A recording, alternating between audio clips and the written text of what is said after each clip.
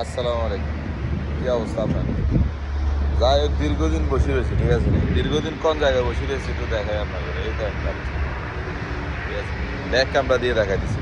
দাঁড়া রয়েছি, ঠিক আছে, গাছপালা দাঁড়া রয়েছি অনেকদিন যাবত। এই যে গাড়ি, আমার নাম্বার প্লেটও দেখে, ঠিক আছে। এই পাশেও আমাদের গাড়ি, ইভেন্ট কোম্পানির নাম।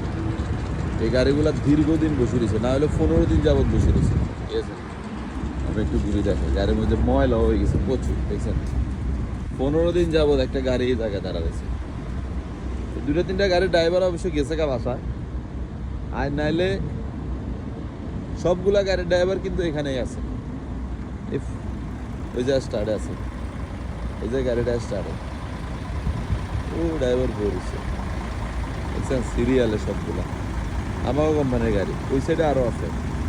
এই 15 দিন যাবত এই গাড়ির মধ্যেই বসবাস করতেছে, এই পাম্পের মধ্যে, ঠিক আছে না?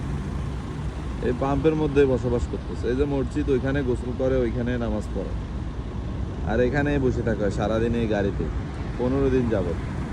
আর আমারটা আমি খালি রাজলে আমি বসে রয়েছি। আসলে বিদেশ বলি চলা যার, যদি বাংলাদেশ হইতো কেউরে রাখা সম্ভব হইতো না, ঠিক আছে না? তো এই জন্য মানুষ বলে না বিদেশে সবই সম্ভব, কেন এই দেশের আইনের কাছে সবাই মানে হাত বাঁধা। আপনি চাইলেও কিছু করতে পারবেন না, সম্ভব হইতো না, ঠিক আছে না? কোম্পানি যা করবো তা শুনতে হইব। কোম্পানির অর্ডারের বাইরে কিছু করাও সম্ভব হইতো না। তো যাদের ধৈর্য কম আছে তারা আসিয়েন না। যারা আমাকে মতো বসে দেখতে পারবেন ধৈর্য সহকারে, ঠিক আছে, তারা চলে আইয়েন। তো সবাই ভালো থাকিয়েন। আল্লাহ হাফেজ।